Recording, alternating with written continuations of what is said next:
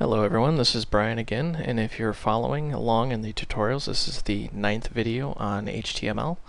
Today we'll be talking about the head tag.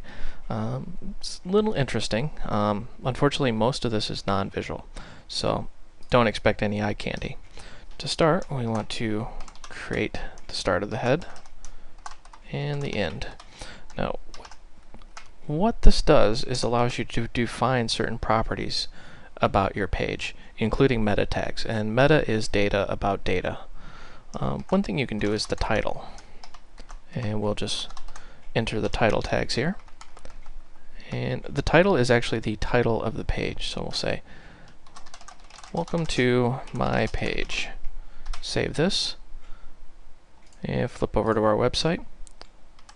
Now you notice how nothing's really changed except for the title now says welcome to my page.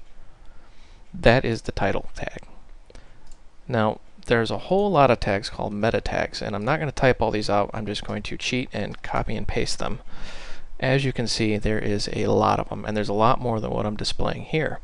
Now remember, meta tags are just data about data. It's data about your page. It starts with meta and then the parameter of name, the attribute of name. In this case it's keywords, and then content. So you can define the keywords for your page. Help if I could spell today. And then another one would be description.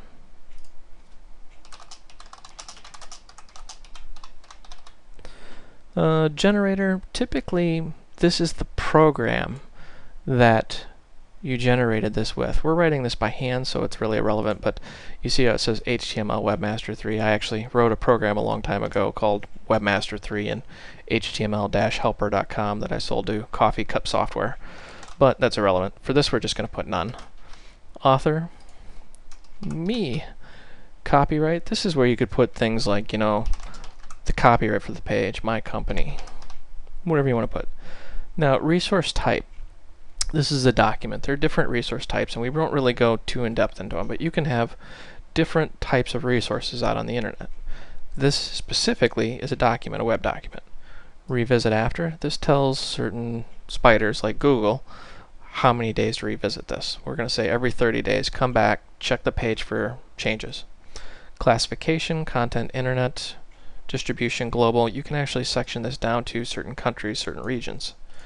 Rating, general. These tags aren't really used that much, but they can be helpful. Language, content, English, United States.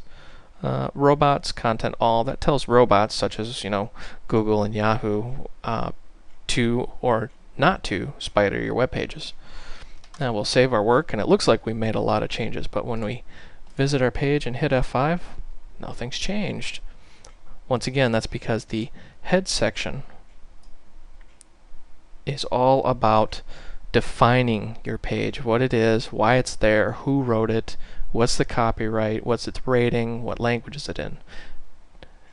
Most things in the head section will not impact the way your page displays. Now, with the exception, of course, of cascading style sheets and JavaScript, which we'll be covering much later.